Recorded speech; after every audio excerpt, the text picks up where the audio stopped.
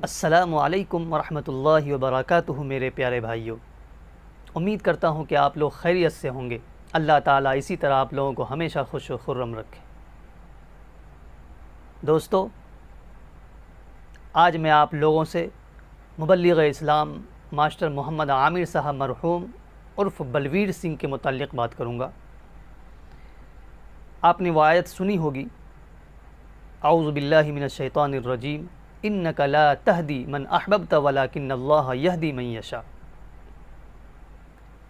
کہ نبی جی، آپ جسے چاہیں اسے ہدایت نہیں دے سکتے، ہدایت تو اسے ملے گی جسے میں چاہوں گا۔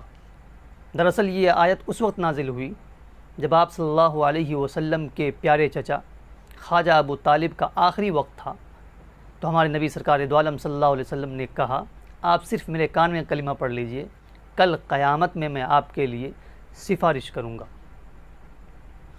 چچا نے انکار کیا تو یہ آیت نازل ہو گئی کہ آپ جسے چاہیں اسے ہدایت نہیں دے سکتے، ہدایت تو اسے ملے گی جسے اللہ چاہے گا۔ کچھ ایسا ہی معاملہ مبلغ اسلام ماسٹر محمد عامر صاحب مرحوم عرف بلویر سنگھ کے ساتھ ہوا، کیونکہ یہ وہ شخص تھے جو ہریانہ کے ایک کٹر ہندو گھرانے میں پیدا ہوئے اور آگے چل کر سنگھ کے مضبوط ممبر اور کار سیوک بنے۔ اس کے بعد ایک وقت وہ بھی آیا جب 6 دسمبر 1992 عیسوی کو بابری مسجد کی شہادت میں انہوں نے سب سے پہلے ہتھوڑا اور کدال چلایا، لیکن ان کو بعد میں اس کام پر پچھتاوا ہوا۔ اس کے بعد اللہ نے ان کو ہدایت دی، یہ مسلمان ہو گئے۔ پھر انہوں نے گھر بار چھوڑ کر مدرسے کا رخ کیا، علم دین حاصل کی، اور اپنی تعلیم مکمل کرنے کے بعد انہوں نے یہ عزم لیا کہ ایک بابری مسجد کے بدلے جب تک میں 100 مساجد کی تعمیر نہیں کرا دوں میں چین سے نہیں بیٹھوں گا۔ اللہ نے اس کی لاج رکھی اور ان سے بڑا کارنامہ انجام دلایا۔ تقریباً 91 مساجد کو انہوں نے تعمیر کرائی اور ہزاروں لوگوں کو اللہ تعالیٰ نے ان کے ہاتھوں پر ایمان قبول کروایا، اور سینکڑوں نوجوان ان کے ہاتھوں پر تائب ہوئے۔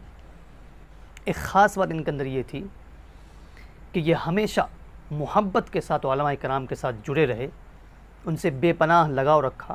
خاص کر داعی اسلام حضرت مولانا کلیم صدیقی صاحب مد ظلہ العالی کے زیر سایہ تربیت پاتے رہے، لیکن تقدیر کو کچھ اور ہی منظور تھا۔ عمر نے وفا نہیں کی اور یہ گوہر نایاب ہمیشہ کے لیے مٹی میں دفن ہو گئے۔ اللہ سے دعا کریں کہ اللہ تعالیٰ ان کے سیئات کو حسنات سے مبدل فرمائیں، ان کے تمام خدمات کو اللہ تعالیٰ قبول فرمائیں، اور انہیں جنت الفردوس میں اعلیٰ سے اعلیٰ مقام عطا فرمائیں۔ آمین یا رب العالمین۔ اب ہمیں اجازت دیں۔ السلام علیکم ورحمۃ اللہ وبرکاتہ۔